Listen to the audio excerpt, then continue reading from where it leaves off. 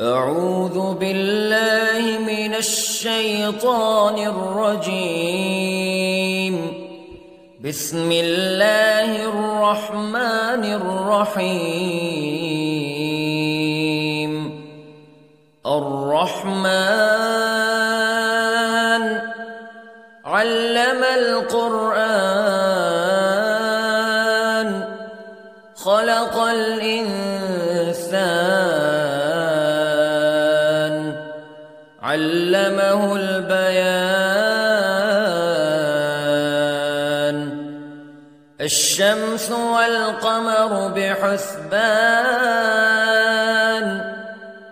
والنجم والشجر يسجدان والسماء رفعها ووضع الميزان ألا تطغوا في الميزان وأقيموا الوزن بالقسط ولا تخسروا الميزان. والأرض وضعها للأنام فيها فاكهة والنخل ذات الأكمام والحب ذو العصف والريحان فبأي آلاء ربكما تكذبان. خلق الإنسان من صلصال كالفخار وخلق الجان من مارج من نار فبأي آلاء ربكما تكذبان. رب المشرقين ورب المغربين فبأي آلاء ربكما تكذبان. مرج البحرين يلتقيان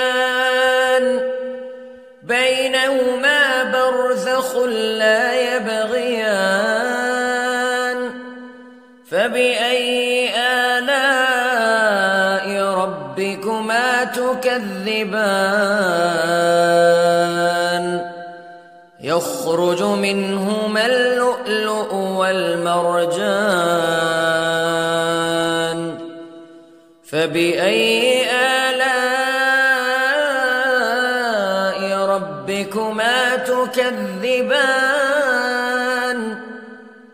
وله الجوار المنشآت في البحر كالأعلام فبأي آلاء ربكما تكذبان. كل من عليها فان ويبقى وجه ربك ذو الجلال والإكرام فبأي آلاء ربكما تكذبان. يسأله من في السماوات والأرض كل يوم هو في شأن فبأي آلاء ربكما تكذبان. سنفرغ لكم أيها الثقلان فبأي آلاء ربكما تكذبان.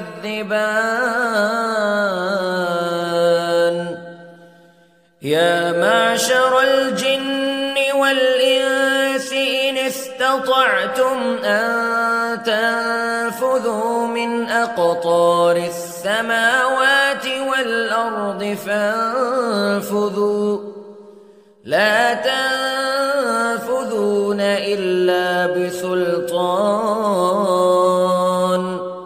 فبأي آلاء ربكما تكذبان يرسل عليكما شواظ من نار ونحاس فلا تنتصران فبأي آلاء ربكما تكذبان فإذا انشقت السماء فكانت وردة كالدهان فبأي آلاء ربكما تكذبان فيومئذ لا يسأل عن ذنبه إنس ولا جان فبأي آلاء ربكما تكذبان يعرف المجرمون بسيماهم فيؤخذ بالنواصي والأقدام فبأي آلاء ربكما تكذبان هذه جهنم التي يكذب بها المجرمون يطوفون بينها وبين حميم آن فبأي آلاء ربكما تكذبان ولمن خاف مقام ربه جنتان فبأي آلاء ربكما تكذبان ذواتا أفنان فبأي آلاء ربكما تكذبان فيهما عينان تجريان فبأي آلاء ربكما تكذبان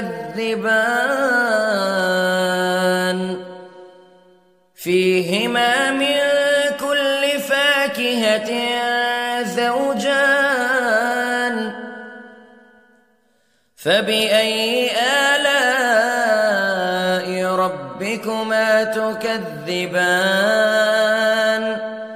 متكئين على فرش بطائنها من استبرق وجنى الجنتين دان فبأي آلاء ربكما تكذبان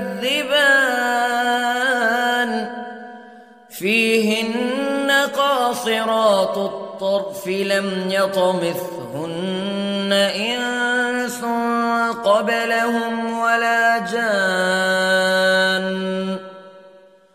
فبأي آلاء ربكما تكذبان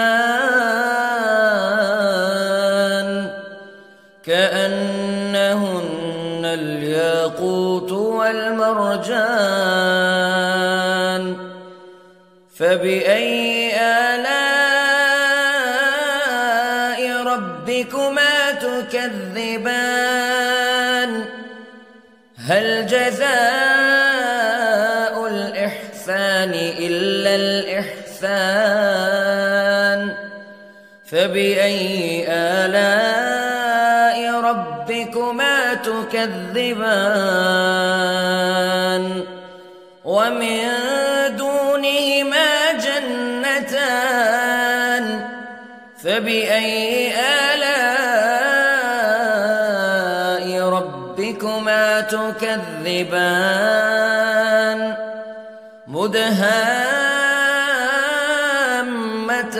مدهامتان فبأي آلاء ربكما تكذبان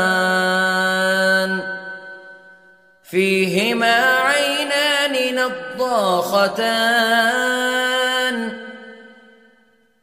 فبأي آلاء ربكما تكذبان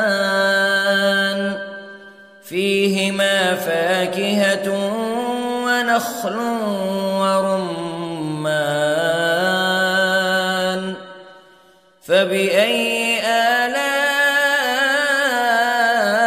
ربكما تكذبان فيهن خيرات حسان فبأي آلاء ربكما تكذبان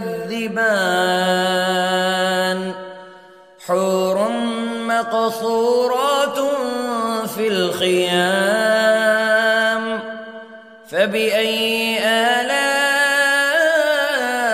ربكما تكذبان لم يطمثهن إنس قبلهم ولا جان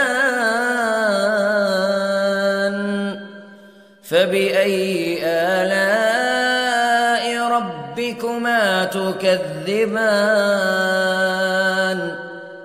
متكئين على رفرف خضر وعبقري حسان فبأي آلاء ربكما تكذبان تبارك اسم ربك ذي الجلال والإكرام